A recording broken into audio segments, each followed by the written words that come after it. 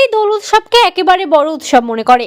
তাই তো 14ই মার্চ হোলি অর্থাৎ দোলযাত্রা আর এই উৎসবকে দুর্গাপুরের এডিডি কলোনি, নবতরুণ সংঘ এবং নারায়ণী স্কুলের যৌথ উদ্যোগে দোল পূর্ণিমার আগাম দিনে শৈশব উৎসবে মাতলেন।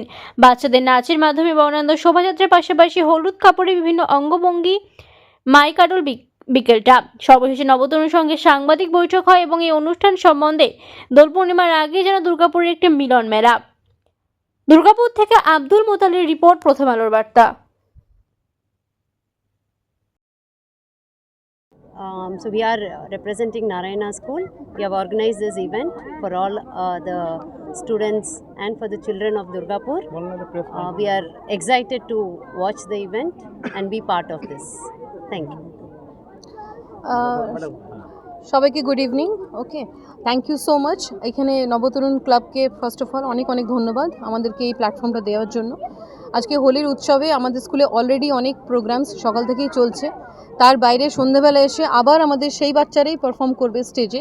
এটাই দেখায় যে এখানে আমাদের বাচ্চাদের মধ্যে আমরা যেটা বিল্ড আপ করতে চাই সেটা হচ্ছে হার্ডওয়ার্ক, ডেডিকেশন, অনেক বেশি সোসাইটিকে দেওয়ার যে একটা ইচ্ছে, এবং সেইটা কিন্তু আমরা আজকে এটা রিফ্লেক্ট করব এই স্টেজের মাধ্যমে।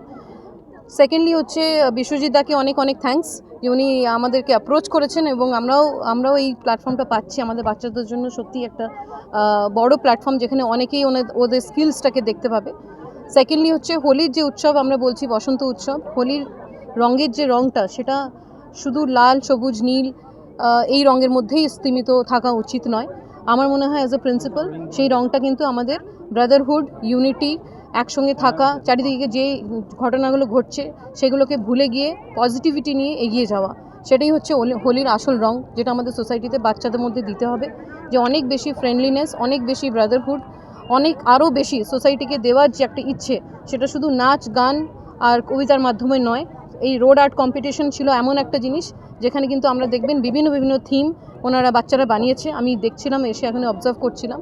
এর বাইরে আমরা এখানে স্টেজে ওদেরকে আমরা সার্টিফিকেট অফ অ্যাপ্রিসিয়েশনও দেবো। আর প্যারেন্টসদেরকে অনেক অনেক ধন্যবাদ যে এত বেশি ইনিশিয়েটিভ নিয়ে যেই এখনই আমি দেখলাম যে ডান্সটা করলেন ওনারা সবাই মিলে, এটা সত্যিই খুব বেশি প্রেজ আমরা করছি, অ্যাপ্রিসিয়েট করছি। আর সেকেন্ডলি এটা সেকেন্ড ইয়ার চলছে নবতরুণ ক্লাবের এই উৎসবটা।